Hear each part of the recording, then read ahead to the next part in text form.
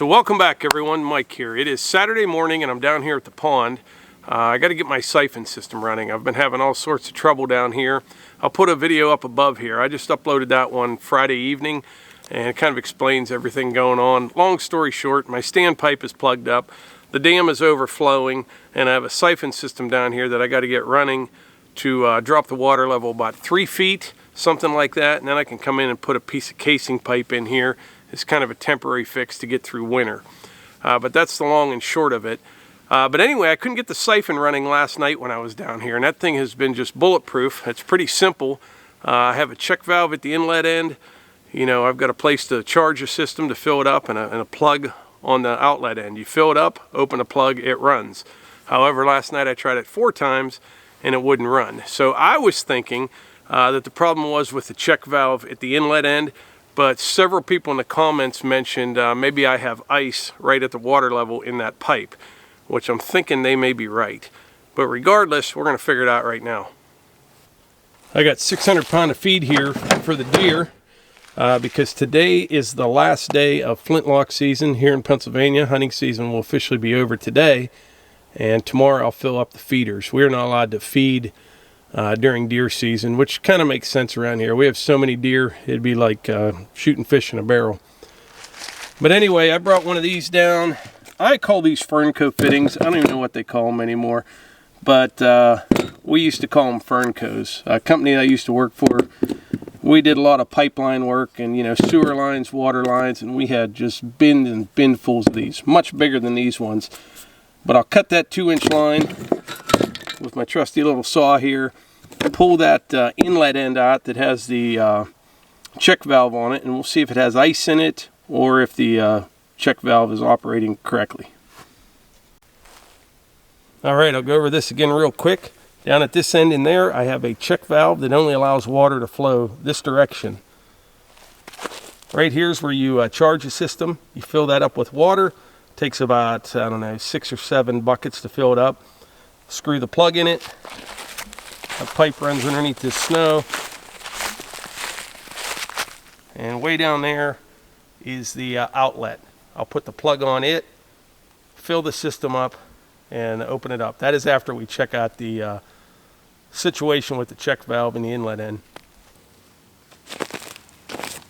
In that video that I uploaded Friday evening, kind of showing the problems that I'm having down here, on the way down to the pond, I saw a couple of deer, and somebody commented, they said, you can tell the difference between a Yankee redneck and a southern redneck, because the southern redneck always has a gun on their tractor.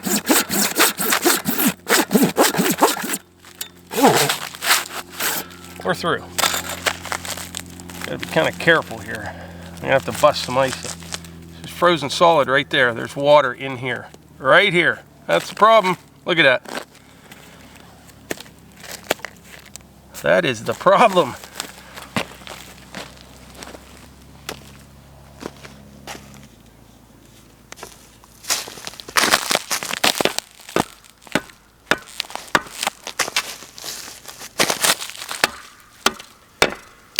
Look how that froze just overnight. Whoa. Don't want to lose her.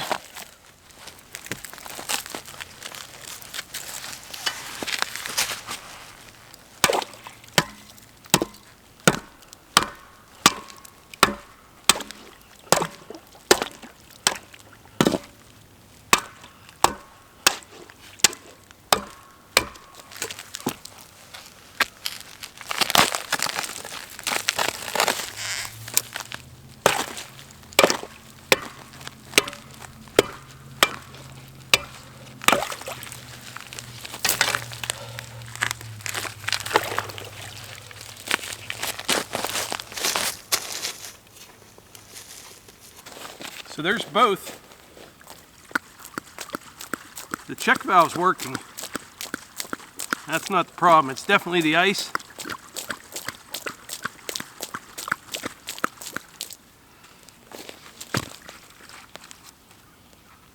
Stick something in there and hold it open. That's my finger.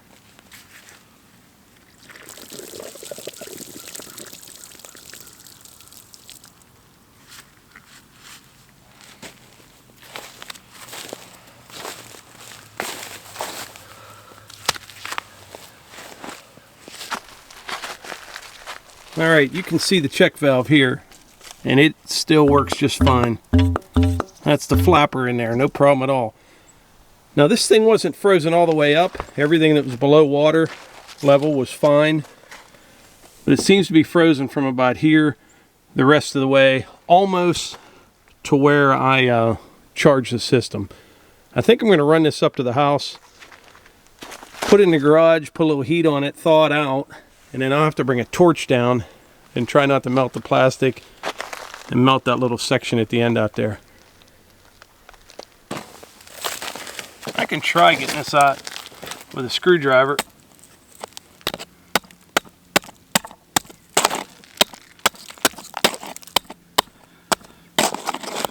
It's not very far in there.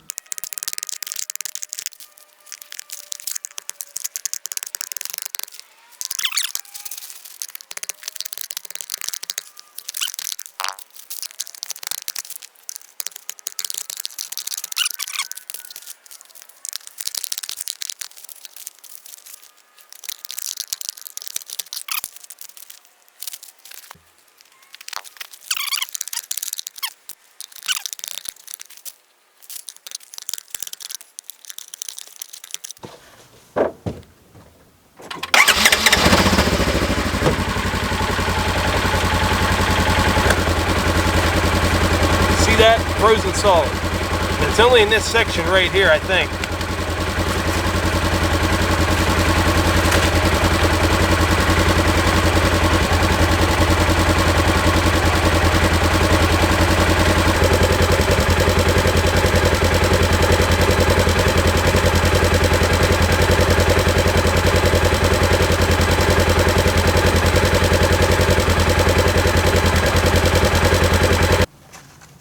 I had it in front of the exhaust for about 5 minutes. I don't know if that'll do much. Oh yeah.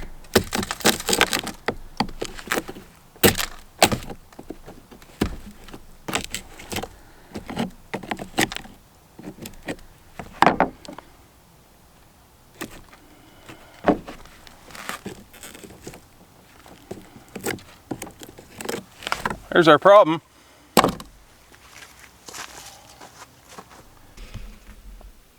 Well, using the exhaust, I was able to melt, this section up, but there appears to be ice right up through here, maybe to about here.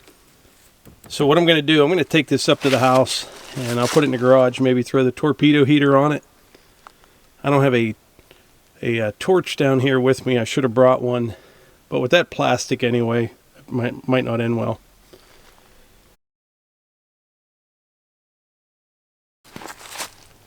All right, I took this section of pipe up to the house and put it in front of a torpedo heater and got it thawed out. Now there was ice from like somewhere in here all through here, and I got it all out of there. It's opened up now. There wasn't any ice down through here, which kind of makes sense because this all was below the water level. It's funny when you're working on something and something goes wrong, you get an idea in your head and you kind of focus on that and you think that's what the problem is.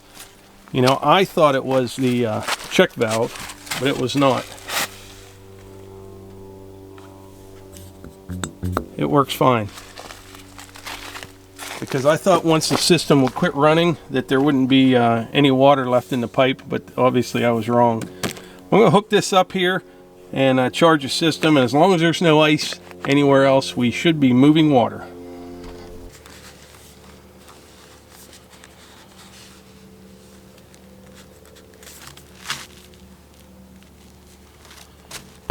Pretty good right there.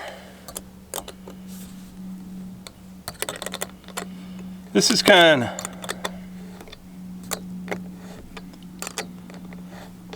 this is a good idea to put this on here. So now I know once the system's not running and it's in the winter time like this, I can just take this off real easily and I won't have any problems.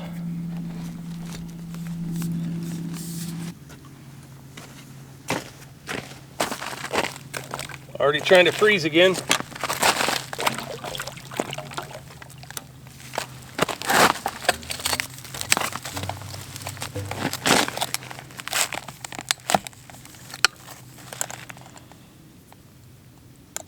Okay.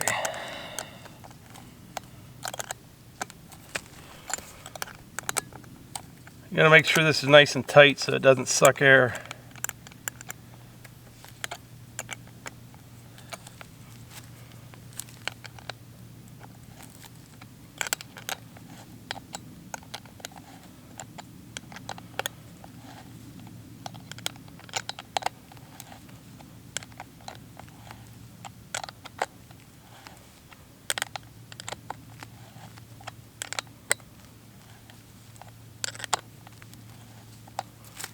Pretty good.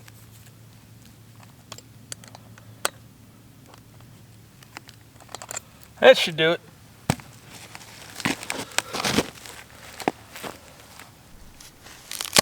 All right, I'm going to put the close up the outlet end. A little bit of ice in there.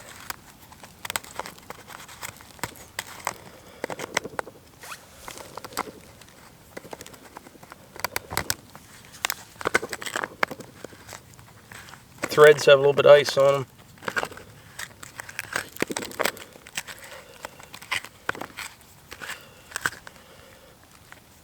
I better get the wrench on that.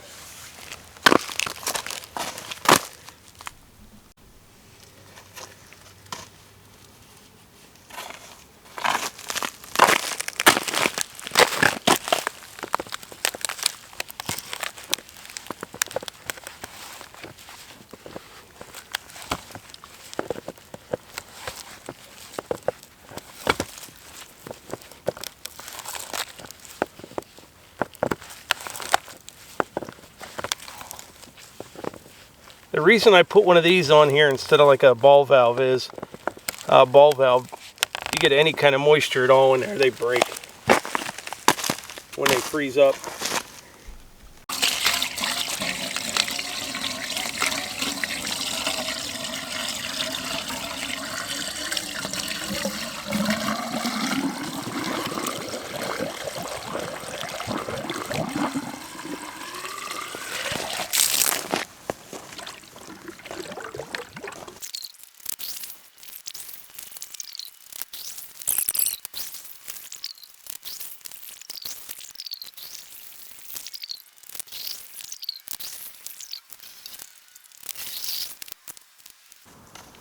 All right, it's filled up.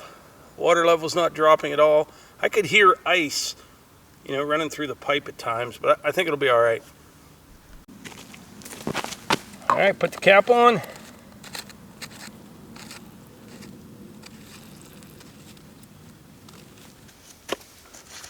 All right, if this doesn't work, the next step will be to go up and get my trash pump, and I'll be coming down here every 5 hours to put gas in it.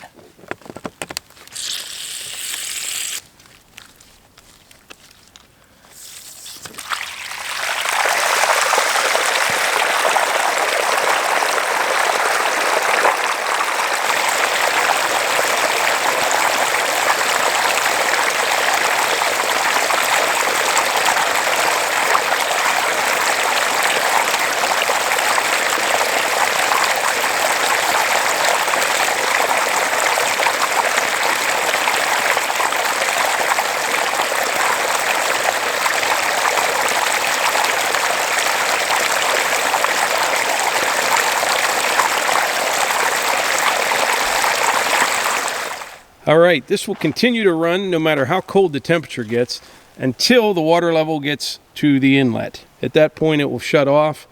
I'll kind of keep my eye on it over the next couple days. It'll probably take a good 2 or 3 days to drain all that water down. And at that point, I'm going to come and take this section of pipe off again and make sure there's no water laying in the line anywhere. And maybe next weekend or the following weekend, we'll see, but I'll get this thing fixed up a little bit better with that piece of casing through the dam somewhere, maybe over on that side, I'm not sure yet, and that'll get me through the rest of the winter. I'm anxious to see what this looks like in a couple days, because what's going to happen is that water level is going to drop about 2 feet, and you've got about a ½ inch of ice on top of it right now, so that's all going to kind of drop down, break up. I doubt we will be doing any ice skating this winter, because even if I can maintain the same water level, all this ice on top is going to be broken on top of it, and it's going to be real rough. Probably too rough to skate on. But it has to get cold for a while anyway before we could skate. Well, what should have taken about 15 or 20 minutes to do yesterday ended up kind of carrying over into today, and I got about 2 hours wrapped up into this. However, the good news is it's working. It's going to lower the water level and all be good.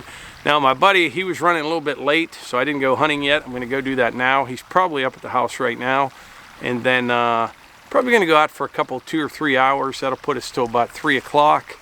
Then probably take the ultimate firewood setup out in the woods here later this afternoon.